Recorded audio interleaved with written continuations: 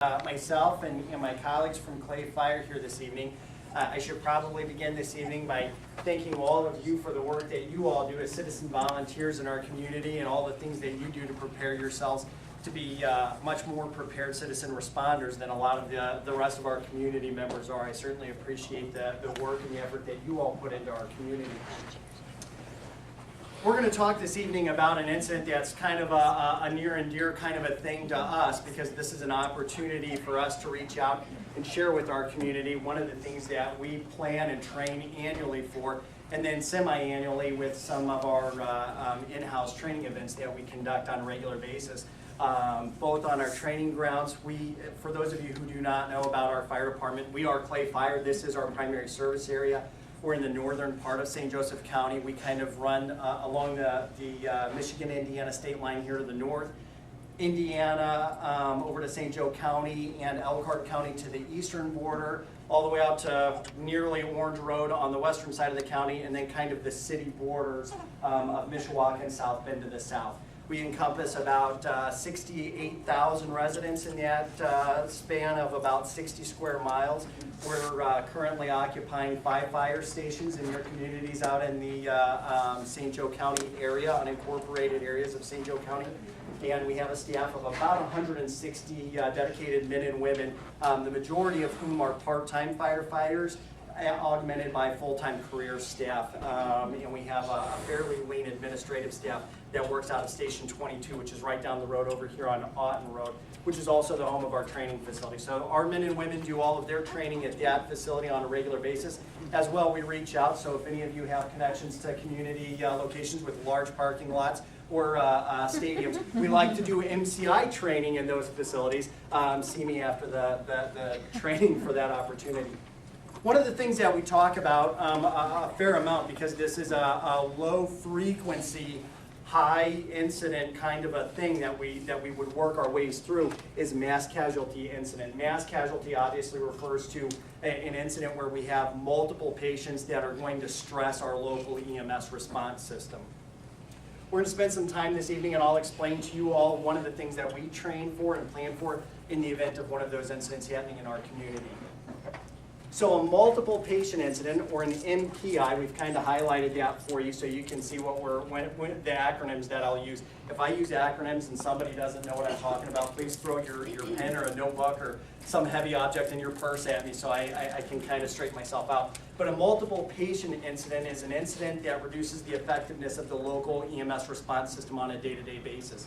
As a regular function of our response, we would respond to a fire engine with 3 or 4 personnel on the fire engine, along with an ambulance that would show up with 2 additional responders. And that would be just kind of a normal daily interaction that we would have with our community. When we have multiple patients that start to push the elements or the response of our crews out a little bit, we need additional responses. We need additional ambulances to show up. We would refer to that as a multiple patient incident. Think of that as more of kind of a car accident that happens at a busy intersection where we have 4 or 5 people that are going to stress their local system. So we have to call in mutual aid resources as a fire department or as an EMS agency from other locales. So South Bend Fire Department, Mishawaka Fire Department would have to send their ambulances up to assist us. That would be a multiple patient incident, kind of an event. That's compared to a mass casualty incident, and this is one where we kind of split into 2 primary types. So there's a low impact. This is one that stresses the local system for a brief period of time. You think of this as think of it more as like an active shooter type of an incident where you would have potentially a low number of victims inside of a confined space that we would respond to. We would be stressed for a number of hours. We would require some additional resources to come in to support our local response, but we're going to be stressed for a low amount of time compared to like a 747 crashing into Notre Dame Stadium, which we're going to be out there for days and weeks and months. I mean, this is going to be a very prolonged incident. We have to have a lot of high-level responders come in from the outside. Federal response gets involved. The president shows up. Big kinds of events happen when we have a high-impact MCI incident. And we always refer to any of these MPIs or MCIs as a +1 kind of an event. So it's one more than what our local typical daily response can handle. So that's what we think of when we think of MPIs or MCIs. One of the things that we talk a lot about at our fire department, and there's kind of this misnomer that got perpetrated a long time ago, is that triage was a job that only applied to doctors or nurses or paramedics. And one of the things that we've realized very early on in our training and preparing for this kind of an event is that this is something that everybody can do. You don't have to have a lot of medical training. You don't have to have a significant medical background in order to be involved in triage. So if you are at a supermarket, you are at a grocery or a shopping mall, you're at a sporting event, and there's some kind of an event where you have multiple patients involved, after you guys have had some of our training, that you absolutely could be potentially a participant in trying to triage at one of those incidents. We say triage is everyone's job. That means everybody at our fire department is responsible for that. Everybody that shows up on a fire truck, it's also one of their primary responsibilities to conduct triage. In our case, for the emergency, the local emergency response, we would use our local guidance. So we have protocols and guidelines that tell us exactly what we would do in these cases, where these patients would go and how we manage those situations. And we would do that in accordance with our EMS plans. And for us, again, one of the things that we want to do very early on is establish what we call the 3 T's. These are the 3 T's of an MPI or an MCI event. So it's the triage, the treatment, and the transport of those patients. When I talk about triage, is that a term everybody's familiar with? Triage is actually a French word that means to sort. So it came from the French a really, really, really long time ago. Apparently they're really good at sorting things out in France. And so they developed a term that meant to sort, and that was triage. So the term triage is a process that sorts out the injured patients. And what our goals are when we arrive at one of these incidents is to sort out the most critically injured patients from the most non-critically injured patients, and we want to separate those people out. And we do that in 4 primary categories, and we're going to spend some energy this evening showing you guys those 4 categories of patients. But the idea would be if we were in a room, much like this room, and we had multiple people who were injured. Let's say, for the sake of our discussion, in the middle of the room, a small incendiary device exploded, right? Who's going to be the most injured people in the room? It's obvious that it's going to be the people who are immediately right here, and it would kind of resonate out from to the periphery. So everybody on the outside of the room would be a group of people who would likely be the least injured, and in that capacity, they're going to do, well, I'll tell you exactly what they're going to do. What we would like for them to do and what they're actually going to do are two different stories. So what we would like for them to do, right, would be to get involved and be citizen responders like all of you are here this evening, and we'd like for them to come into the middle and help out the people who are really hurt in the center of the room and provide some sort of aid, right? What are they actually going to do? They're going to get the heck out of here, right? Who can blame them? I do not blame them. I am advocating, by the way, on the record, that you do not get involved in the middle of that incident. You get off the dog pile and get the heck out of town. You don't want to be anywhere near this whole thing. And the reason I'm advocating that is because a lot of times when we get there then, as the professionals to come in and try to help that whole situation out, it gets very confusing and very chaotic. We don't know who's patients. We don't know who is, you guys don't have, you showed up wearing what you wore this morning when you left the house. You didn't show up wearing a responder volunteer badge or something like that for us to be able to designate that you're there as some member providing aid to those people. So sometimes it does confuse the issue unless you do have exclusive medical training and you're willing to step into that role. Otherwise, we absolutely want you guys to get out of there. I just attended a national presentation here shortly ago where the medical director and the team that was involved at the Boston Marathon bombings last year gave a demonstration. And they said it was really easy for us to get involved. When we had to do our triage, we went out. I'll show you guys here in a moment the way we categorize these patients. But he said when we went out, we found really quickly that everybody that remained at the scene after the bombings were in the red category, or the most immediate level of treatment category that we're going to take care of. He said because everybody else was either deceased, so they did have a number of deceased people on the scene. There were 3 that actually died. They were all red because they were the most critically injured, and everybody else left. He said they were all gone. You literally had this huge area in the middle of Boston. For anybody who's been downtown Boston where this went on at, it's normally a very busy, bustling kind of an area. He said you look down the streets. As a guy who lives there right down the street, and I'm around this all the time, he said, I couldn't believe how empty the streets were as quickly as they were. Everybody just got out of there, and that's really the right thing to do, especially in a terrorist kind of an event like that. So our objective then is to clear and assemble the walking wounded, and we'll kind of categorize that group, the green group, here in just a moment. We'll talk about that in a little bit. And then we want to do our primary triage assessment. We're going to base that on an algorithm that we refer to as RPM. And we're going to talk about RPM here in just one moment with you. And then we're going to do a secondary triage after we get all of the most critically injured kind of out of the immediate area and into safe haven areas where we can do a much better job evaluating those folks. We're going to conduct that primary triage to ensure that all patients are assessed and they're sorted using those predetermined triage protocols that I talked about, the RPMS system. And then for us, we're going to communicate our resource requirements back to our incident commander, our EMS medical branch directors. So for us, what we want to do, we have no idea when we're coming in if an incendiary device, back to our initial example, went off in the middle of the room. When we're responding up here, we don't always know that there were 8 people who were immediate around that, or there were 80 people who were immediately around that. We don't know that until we get in there. We're able to assess that situation, count out the number of patients who were involved, and then we can radio back what our resource requirements are. In that case, we start communicating very early on with the hospitals and the medical directors, additional resources, helicopters from EMS to come in and try to transport our patients and get those folks out of the scene. So I talked briefly about the triage categories, the ones that are in the most critically injured that we're immediately going to take care of. They're tagged immediate. We've broken everything down into 4 primary categories. And the easiest thing for not very intelligent firefighters is we want to see colors, right? So we like colors. This makes a lot of sense to us. So we went and categorized these people in red, yellow, green, and black. And we think of this kind of like you would a stoplight. So if we had a patient who is categorized red, they are the most critically injured, immediately needing assistance patients that we're going to be taking care of. They have life-threatening but treatable injuries requiring that rapid medical attention. They're the ones that are going to suck up the majority of our resources. We want to get them to definitive care. We show up with a lot of goodies that you guys have all supported the fire departments and EMS systems with for a long time. We have some great equipment the guys are going to show you here this evening to take care of these injuries. Unfortunately, we are not definitive care for a lot of these patients. They need to get to a hospital, they need to get to a surgery suite, they need to have a surgeon operate on them to fix their immediately life-threatening injuries. So we categorize that group red.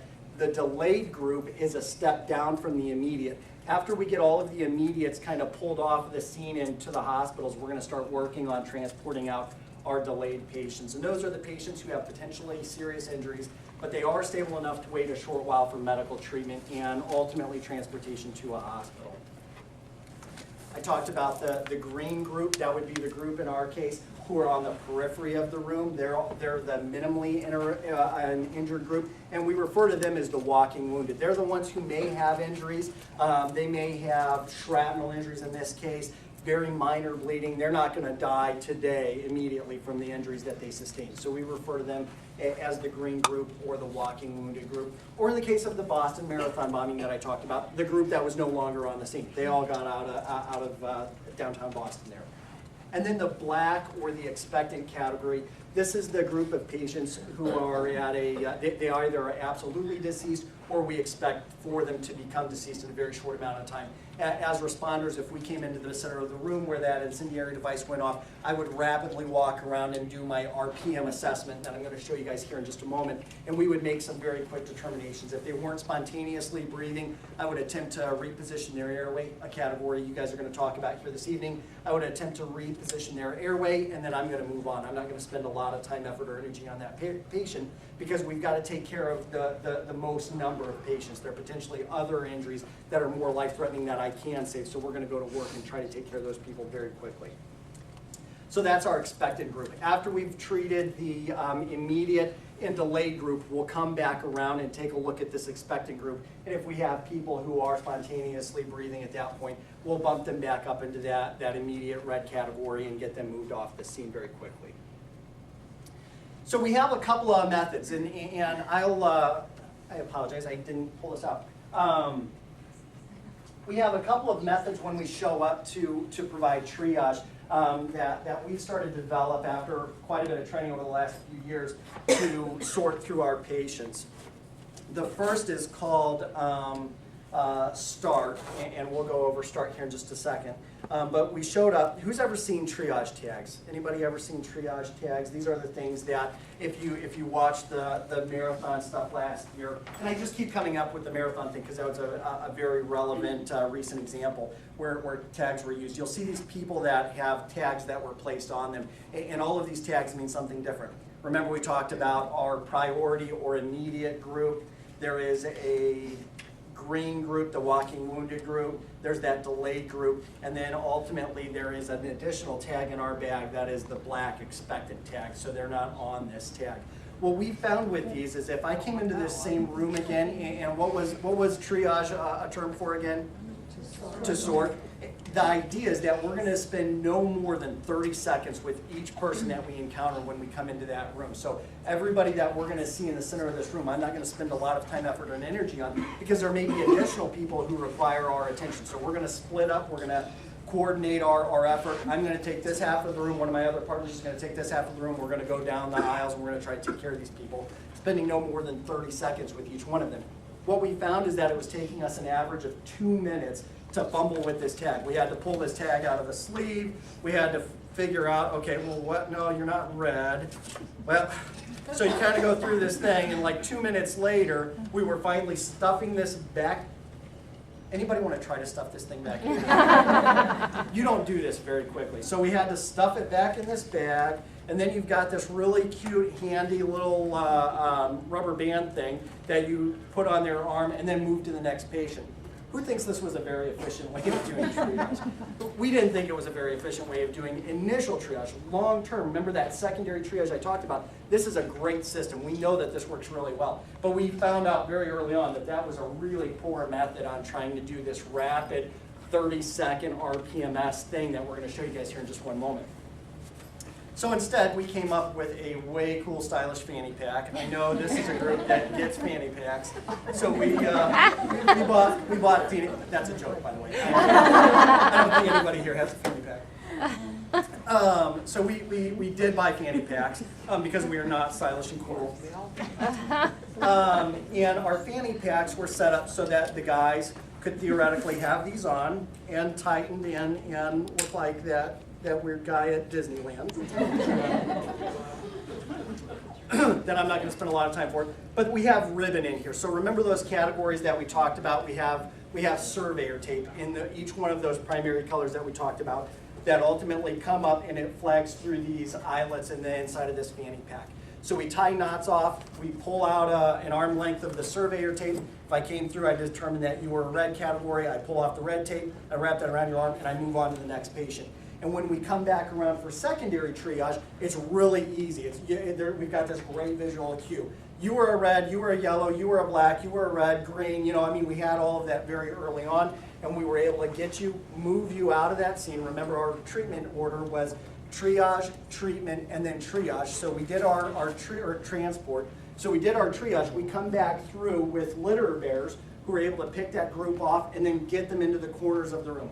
So in our initial example, I would cordon this room off in 4 quadrants. So this would be the green, that would be the yellow, that would be the red, and then we'd set this area up and we'd call this the morgue. This is where all of our deceased patients would go, and we'd put them in another side of the room. And you try to get all these people in opposite sides of the room so that you can focus your treatment priorities into those areas. Does that make sense, the way that we kind of sorted through that whole process? When we did that with the surveyor tape, we were able to spend quite a bit less. On average, we were down around 18 seconds that we spent with each one of those patients. By the time we did our RPM assessment, tore the tape, tied it on, and moved on to the next patient, we were doing that inside of 20 seconds consistently. was our study. So we called that START triage. And that simple triage rapid transport, this is actually a system, you guys can look this up online, START triage method. We applied the RPM method, which is respiratory effort. So we want to take a quick assessment. Are they breathing less than 30 times in a minute? If their respiratory effort is less than 30 times a minute, we move on. Do they have pulses or perfusion? In this CRT, this is one of those acronym things I told you you could throw something heavy in your purse at me if I didn't explain. That's capillary refill time. So capillary refill, you guys ever like, right now this is a really bad example because I'm freezing because it's like 7 degrees outside. But if you press the nail beds of your fingers, they're pink right now, and if you press that and you let up and it comes red again within inside of 2 seconds, you have what we consider to be a normal capillary refill time. So if they have a capillary refill time of less than 2 seconds, you can move on and check their mental status. And the can-do side of that is if I give you a simple order, ma'am, I need you to touch your nose. Done, you got it. If I say I need you to touch your nose and you give me this like crazy confused look, like what are you talking about? This person's clearly confused. They've got a mental issue as far as their treatment is concerned, so we need to tag them into a different category. So we say 32 can do on RPM. We know that this patient is a green. Anybody who meets all of these criteria is automatically a green. Except for I would have made the green assessment way easier than that. If I walked through that door, I came into the middle of our room, just like we talked about in our example, I said, hey, if you can hear me, I need you to get up and come over here. Everybody in the periphery of the room just kind of gets up and walks over to wherever I was at. We know everybody that walked out that door with me immediately is green. Even if we determine after we kind of come back through and do our secondary assessment that they're actually in that red category, we got them away from the hot zone, we got them out of the room, and we're going to reassess them outside. And we can bump people up and down. Once you've been categorized green, it doesn't mean that you can't go all the way to black, you know, from green to yellow to red to black. You can, now, that said, that was a different fire department that responded if that happened. Clay Fire did not do that. But that obviously can happen. You know, if somebody had a penetrating wound that wasn't initially identified, they got up, followed directions, did the whole thing, and then had some type of a hemorrhagic event, you know, that absolutely could happen. Crazier stuff has gone on. And as well, we've had patients who've been in higher up categories turn out to be not as injured as they initially presented. Okay, so this is more of this really confusing chart. I couldn't have possibly given a presentation tonight unless I added some ridiculous chart in there that made no sense to anybody in the room. So this is it. We'll move on. So one of the things that we started doing is we implemented START. We call it START Smart. So that second system that I referred to, this is the SMART triage method. So we call it START, that's this algorithm method. We call it START SMART, and we combine the two of them. So we're doing both of these together, which is kind of, you guys are in our area are kind of lucky that way, because in a lot of communities, they're only doing one or the other. As an example, the state of Indiana went and spent like a bazillion of our tax dollars, bought 1 trillion of these kits, gave them to every emergency responder in the state of Indiana, and said, this is the system that we've adopted, and this is what we're all going to use. I showed you guys the limitations that we identified with it and said, this is a really great system, we're really lucky to have it, but it doesn't work in the first 30 seconds when I get to the side of our patients. So we took it a step further, invested some additional money and some additional training hours, and figured out that START Smart made a lot more sense. So we also refer to it as the flags and the tags. So I showed you guys that these are the flags that we're using. I didn't show you guys, I actually just told you guys about it. For all you know, there's mice in this thing. This is the surveyor tape that I was talking about that we pull out. So these are the flagging tape that we use. And then the tags are those other tags that I showed you. One of the other things that are super duper cool, if any of you have medical training or backgrounds in EMS, for years and years and years they told us, I can remember when I first started in EMS, if somebody had uncontrolled bleeding in an extremity, what would you do? Tourniquet, right? You use a tourniquet. Whoever heard tourniquets are bad. Don't use tourniquets. You're gonna die from a tourniquet. No, you're not gonna die from a tourniquet. You're gonna die from bleeding to death because you didn't get a tourniquet. So tourniquets are way in vogue again. The people from Coach should absolutely put little C's all over these things because they are the hot ticket for those of us in EMS. So tourniquets are back in, so we put tourniquets into our kits, we put trauma shears into our kits, we put breathing masks in there. We did a bunch of stuff in these flagging kits that made a lot of sense for our responders. So we do the flagging thing, we get the people out of the middle of the room to the corners of the room like I showed you, and then we're going to do a secondary triage where we get a lot more involved. Now we've got some time, we can spend a couple extra minutes with you. I told you guys it was an average of 2 minutes that it took us to go through these kits. We're going to go through these tags now. We're going to make a little bit of sense. We're going to take vital signs. We're going to do a deeper assessment. We're going to determine that you actually are a red when you were in the yellow category, or you're, vice versa, however that works out. And we're going to sort you back out accordingly. We're going to make a little bit more sense of that as we go through that process. Then and that's going to all occur in the treatment unit. So we had the triage unit, that was the group that came in and kind of sorted everybody out. We got them out into the corners of the room with our treatment unit. Those are the men and women who are going to provide that emergency care on the scene. And then we're going to coordinate with our transportation unit leader to get all of those people off of the scene. So whether that's in ambulances or helicopters, buses, boats, you name it. There's a million ways that we're going to try to get people out of the scene. If you guys have seen some of the movies or some of the coverage in tornadoes or other large natural disaster events, hurricanes, earthquakes, they use everything imaginable to move people out of the scene. And that's one of the things that our treatment unit's going to be involved with when we start getting these injured people off the ground. And they're going to ultimately coordinate all of those resources with folks in the staging area. So believe it or not, this pandemonium, this chaos is actually kind of orchestrated in a really logical way. We've broken this down, and we train on a regular basis to make sure that if this event happens, we can show up and function like a professional unit who's going to take care of those who've been injured as best as we can. The chaos of a scene like this, as you guys can imagine, anything you've seen on TV, nobody really manages this. It's like herding cats. You just don't get yourself around that. You do the best that you can with what you've got. And the only way that we can really do that effectively is to train on this on a regular basis and to have pre-plans in place. So we have staging areas for all of our responders. We have staging units for all of our personnel. We know before the event happens where we're going to stack up our ambulances, as an example, and our fire trucks, and ideally our police officers if they'll listen to us. So we're going to try to work through all of that the best that we can as we go through that process. So in summary, the EMS responder roles to the MCI include, but are not limited to, the triage, treatment, and transportation of casualties. And you guys can certainly consider yourselves in that after we've talked a little bit about that this evening. START triage method provides a rapid assessment tool based on RPM. We're gonna do pop quiz time. What's RPM? Does everybody remember? Respirations. What do respirations need to be? Less than 30, okay. Pulse. Perfusion or pulse, yep. So where do we check for pulses? Does everybody know where we check for pulses? Fingertips.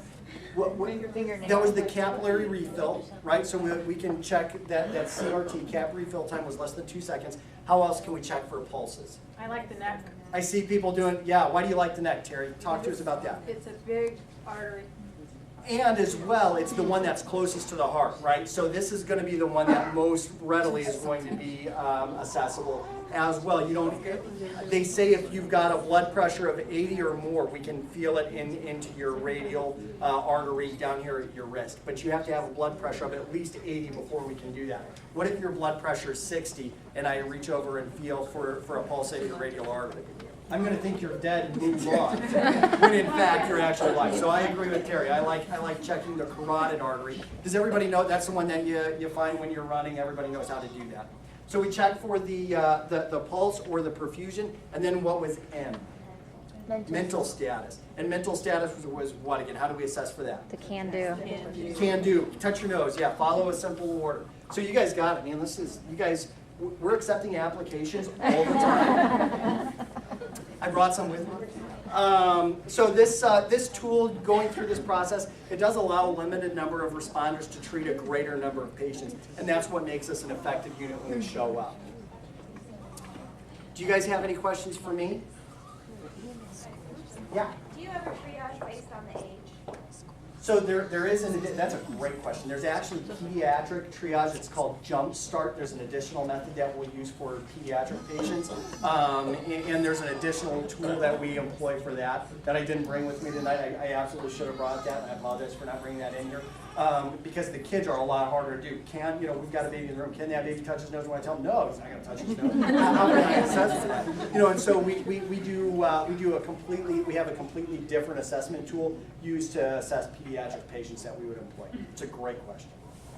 What else? Could you give us examples of red, green, yellow? In terms of patient types? No, injury type.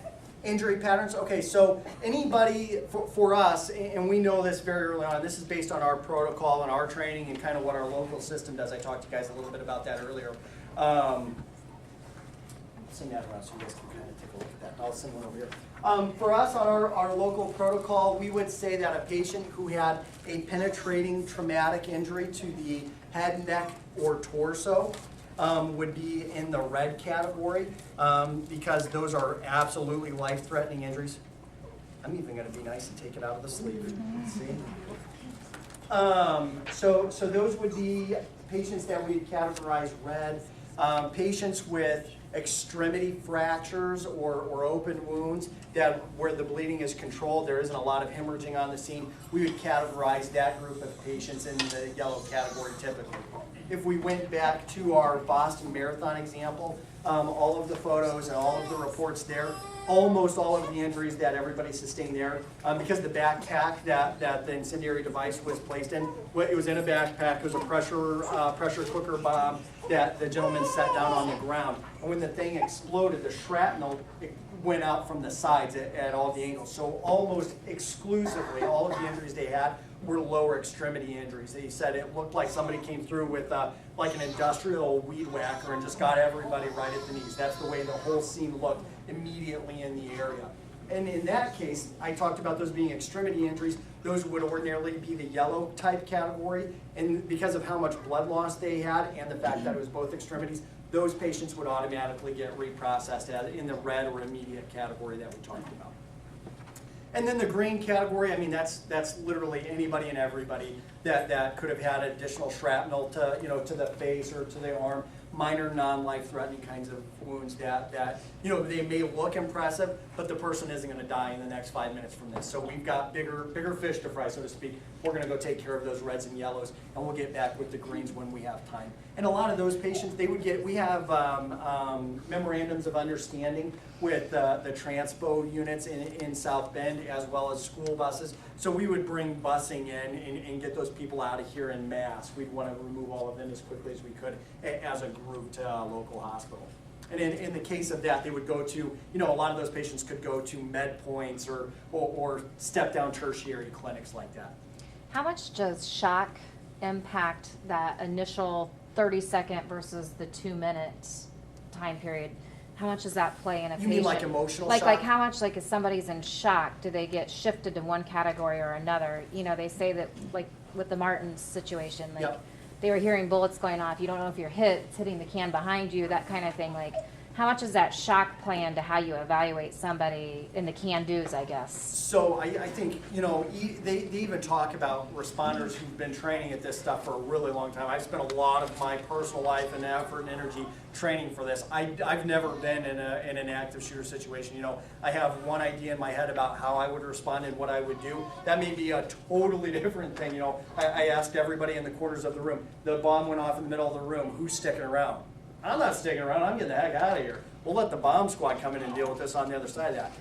And I would advocate that. But I don't know how you respond and how that would impact your decision. But I guess even like how they're responding to you, to where you put them into a category. Do you find that you find a lot of people initially are like, I'm fine, and then in the second go around, they aren't fine? Right, so that's the whole reason we do that primary, secondary triage. When we come through, we're not going to spend a lot of time. I've got a room this big. We've got a lot of people that we want to get through, and we're going to try to triage everybody out of this room as fast as we possibly can. So we're going to spend 30 seconds. I'm not going to get too personally involved in how you're doing and what you're thinking and the fact that you're in a panic about it. Honestly, my assessment, if I come through and you're screaming and in a panic and you're doing all this kind of stuff, I feel really good about that, because, and I know that seems totally counterintuitive to what you would think, but it's because you're conscious, you're breathing, you have a pulse, obviously you have signs consistent with life. I'm moving on to the gal behind you who isn't doing a thing. That's the one that's freaking me out right now, so that's the one I want to spend some time with. And then we're going to do that secondary triage and reconfigure all of that. In Michigan City, when the accident happened, they put a lot of emphasis on the firefighter that went back and told a lady or whoever it was, gentlemen, I'm not going to leave you. I'll be here with you. Yeah. Like you would assume that's on a second triage, hopefully. It absolutely. It wasn't like the first. I mean, and all of thank our- God that you all do that. But it was so intriguing to me to listen to how he talked that person through, and it was really interesting. And so you wonder how that first triage versus second triage. I may be the only person in the world that wonders that, but I was like, how does that play in?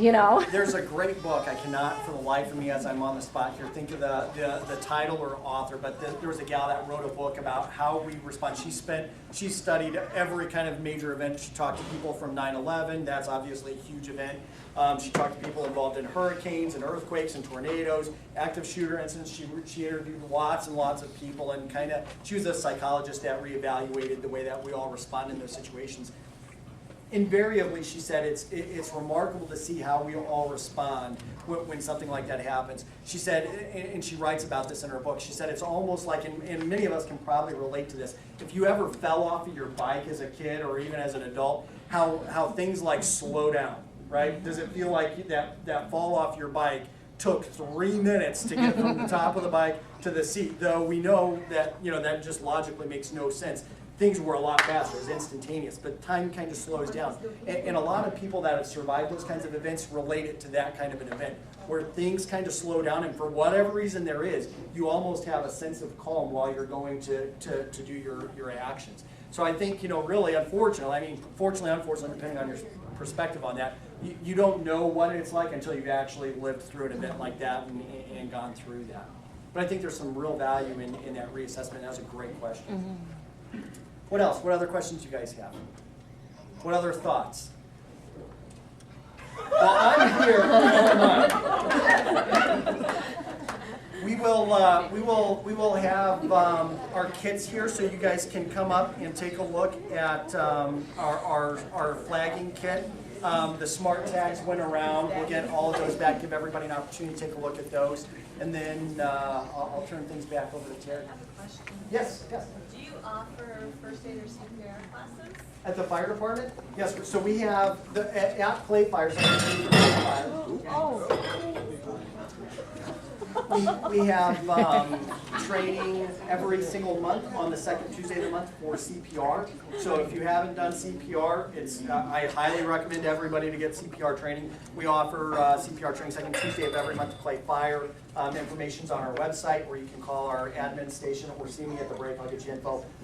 As well, then first aid training and first responder training is typically handled by the local Red Cross or the colleges. Also have classes like that. We stopped doing first responder. How long ago did we stop doing first responder classes? 3 years.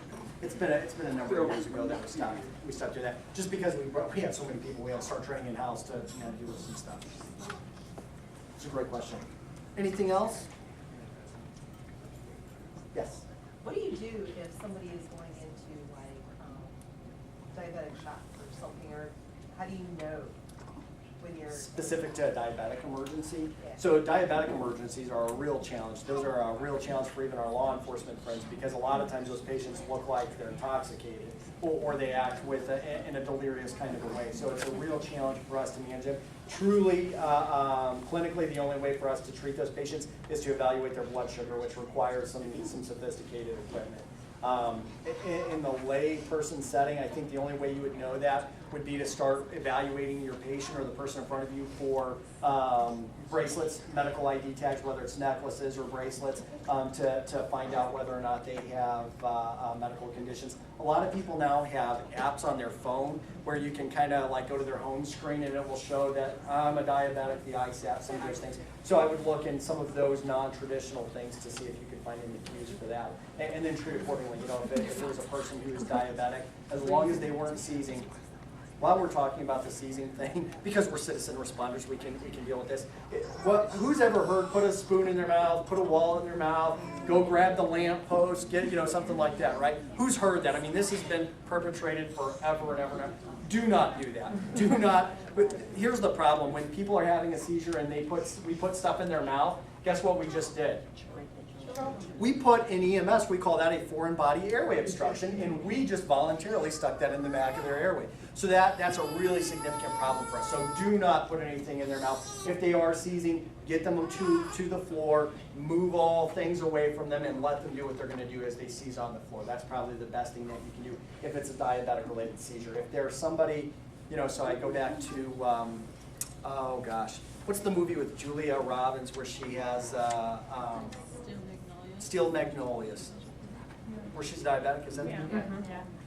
So in that case, I think of her with Trudy in the chair, she's doing her thing. Get her the juice, get her the candy. I mean, that's kind of what you would want to do in a case like that. It's a good question. How much do you use the ice? I mean, like, I have 2 small kids that like to get into my phone, so I have a code to get Yeah, in. right. Do you That's what recommend you just write the code on your back of your phone, or like, what's your recommendation, or is there a general code you can use that like you guys know to look for? I mean, So a lot of people will put, is everybody familiar with the ICE app that the Med Center pushed out, I don't know, a couple of years ago? I can tell you, and since they've released that, I personally have seen it 0 times that I've responded on somebody and had the ICE app put into play. Guys, ICE app ever? She said, I don't even look because I know so many people have the codes in there that I don't want to mess with their. oh yeah, that's a good. Yeah, that's what I'm saying. Like, what's the So I don't know. I mean, one of the things that I've seen people do, that I have seen people do, is they will take a picture. So if you've got, everybody's got a smartphone or some kind of a picture-enabled device these days. What you could do is take a picture or use your back screen on the front of the phone as, your ICE information. So you could just almost take a picture, ICE, in case of emergency, call my husband or whoever it is that your ICE contact is, and you have that as your display on your phone. That said, I also don't know, just on a regular basis, immediately, I'm not going and looking for that kind of information as a paramedic when I respond to the incident. Typically for me, if you're so out of it that you can't respond to me and I need to be looking for that information in your purse or in your phone, I've got bigger least of medical your worries. problems to take care of. Maybe I need to secure your airway or cardioversion or something like that. That's a good question though. What else? We can make a bunch of stuff up too if you guys want. All right. Thank you guys very much for your time. I really appreciate you guys all being here and the work you do for our community. Thank you very much. Okay, everybody should have a color numbered paper. Did everybody get one? Okay, what we're going to do is we're going to sort into 4 groups. We're going to take about 5 minutes. Use the bathroom if you need to. There's a colored tab on the front